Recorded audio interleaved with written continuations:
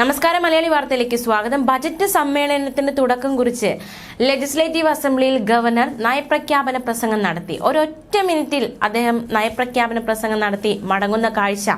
അതീവ നാടകീയമായ രംഗങ്ങളാണ് ഇന്ന് ലെജിസ്ലേറ്റീവ് അസംബ്ലിയിൽ കേരളം കണ്ടത്. നയപ്രഖ്യാപന പ്രസംഗത്തിലെ 63 പേജുകളുള്ള നയപ്രഖ്യാപന പ്രസംഗത്തിലെ അവസാന ഖണ്ഡിക മാത്രമാണ് ഗവർണർ വായിച്ചത്. ഏതാണ്ട് ഒരു 1.5 മിനിറ്റിനുള്ളിലാണ് അദ്ദേഹം ഈ ഒരു അവസാന പാരഗ്രാഫ് വായിച്ച് അവസാനിപ്പിച്ച് മടങ്ങിപ്പോയ കാഴ്ച നമ്മൾ കണ്ടത്. എന്താണ് അദ്ദേഹം വായിച്ചത്? അദ്ദേഹം വായിച്ച പാരഗ്രാഫിൽ എന്തൊക്കെ വിവരങ്ങളാണ് അടങ്ങിയിരുന്നത്, എന്തൊക്കെയായിരുന്നു അടങ്ങിയിരുന്നത് എന്നാണ് നമ്മളിപ്പോൾ നോക്കാൻ പോകുന്നത്. അദ്ദേഹത്തിന്റെ നയപ്രഖ്യാപന പ്രസംഗത്തിൽ, അദ്ദേഹം വായിച്ച നയപ്രഖ്യാപന പ്രസംഗത്തിലെ പ്രസക്ത ഭാഗങ്ങൾ ഇതാണ്. നയപ്രഖ്യാപന പ്രസംഗത്തിൽ നവകേരള സദസ്സിനെ ഗവർണർ പ്രശംസിച്ചു. നവകേരള സദസ്സ് സർക്കാരിലുള്ള അചഞ്ചലമായ വിശ്വാസത്തെ ഊട്ടിയുറപ്പിച്ചു. ഓരോ വേദിയിലുമുള്ള അസാധാരണമായ ജനപങ്കാളിത്തം കേരള ജനതാ സർക്കാരിൽ സമർപ്പിച്ച വിശ്വാസത്തെ ആവർത്തിച്ചുറപ്പിക്കുന്നതായി. കുടുംബശ്രീ 25 വർഷം പൂർത്തീകരിച്ചതിൽ അഭിമാനമെന്നും 2024 മാർച്ചിൽ സംസ്ഥാനത്തെ മാലിന്യമുക്തമാക്കുകയാണ് സർക്കാർ ലക്ഷ്യമെന്നും ആ പാരഗ്രാഫിലുണ്ടായിരുന്നു. മുല്ലപ്പെരിയാർ അണക്കെട്ടിന്റെ താഴെ താമസിക്കുന്ന ലക്ഷക്കണക്കിന് ആളുകളുടെ സുരക്ഷിതത്വത്തിന് രൂപകൽപ്പനയുടെയും നിർമ്മാണത്തിന്റെയും സമീപകാല മാനദണ്ഡങ്ങൾ പാലിച്ച് നിലവിലെ അണക്കെട്ടിന്റെ അടിവാരത്ത് പുതിയ അണക്കെട്ട് നിർമ്മിക്കുക മാത്രമാണ് പരിഹാരമെന്നാണ് സർക്കാർ കാഴ്ചപ്പാട്. തമിഴ്നാടുമായി രമ്യമായ പരിഹാരത്തിന് നടപടി സ്വീകരിക്കും. വിഴിഞ്ഞം തുറമുഖം 2024 അവസാനത്തോടെ കമ്മീഷൻ ചെയ്യും.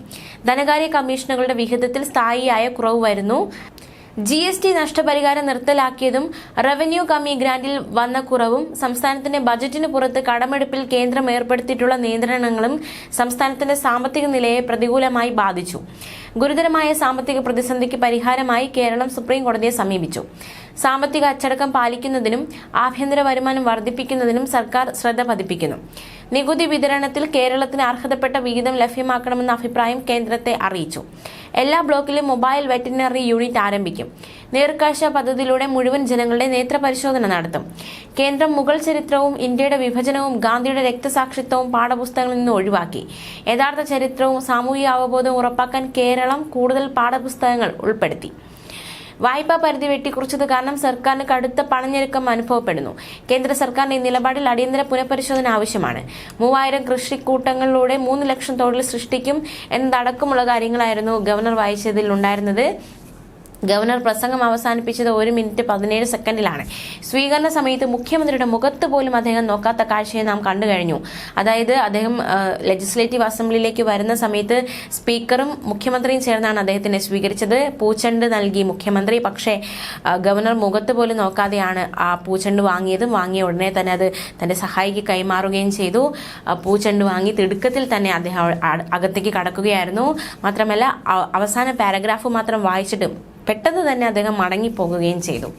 കരടിനൊക്കെ ഗവർണർ അംഗീകാരം നൽകിയിരുന്നു.